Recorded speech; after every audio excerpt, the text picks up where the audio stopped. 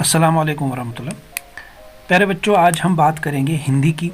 हिंदी का जो बेसिक जो कॉन्सेप्ट है वो हम समझेंगे। इसको हम व्याकरण की सूची या व्याकरण का या अंश कहते हैं। ठीक है, आज हम व्याकरण की सूची या अंश पढ़ेंगे। इसमें हम वर्ण विचार या वर्णमाला की पहले बात करेंगे, फिर हम शब्द विचार की बात करेंगे। मैं खालिद अबरार, दून इंटरनेशनल स्कूल बारामूला से। तो पहले हम बात करते हैं वर्ण विचार की। ध्यान से सुने। वर्ण होता क्या है? वर्ण भाषा की छोटी इकाई होती है। अगर इंग्लिश में कहें तो इसको कहेंगे sound. Okay, sound which we made. इसी ध्वनि को वर्ण कहते हैं, वर्ण। तो भाषा की सबसे छोटी इकाई क्या हुई? वर्ण हो गई। तो अगर आपसे पूछा जाए what is the smallest unit of language, तो वर्ण है, साउंड, वर्ण। और इसी में आपका वर्णमाला आता है, जिसे इंग्लिश में अल्फाबेट कहते हैं।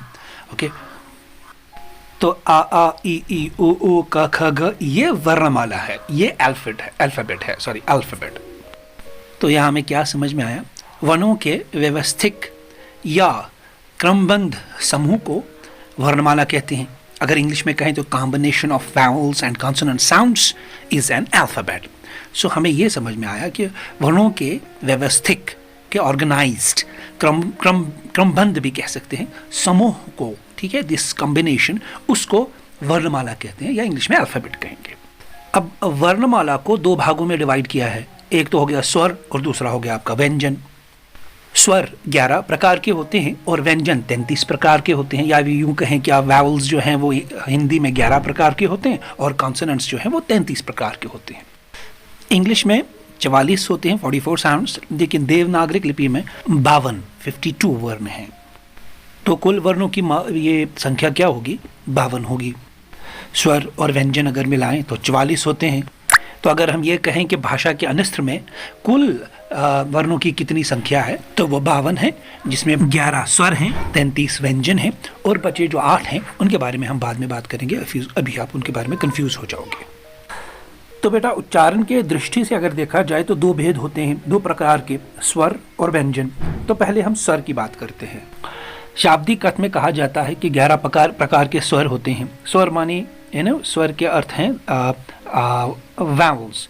सो जिन वर्णों का उच्चारण बिना किसी रुकावट के, जिसे इंग्लिश में ब्लॉकेज कहते हैं, स्वतंत्र रूप से होता है, उन्हें स्वर कहा जाता है। इंग्लिश में अगर कहें तो those sounds which are produced without any blockage or difficulty are known as vowels।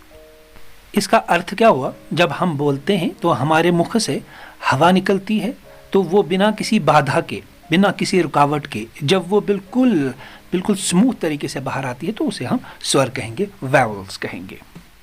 अगर आप बोल के भी देखें आ ई उ ऋषि, ओके, तो यहाँ पर हमें बहुत आसानी से ये समझ आया कि कोई ब्लॉकेज नहीं है।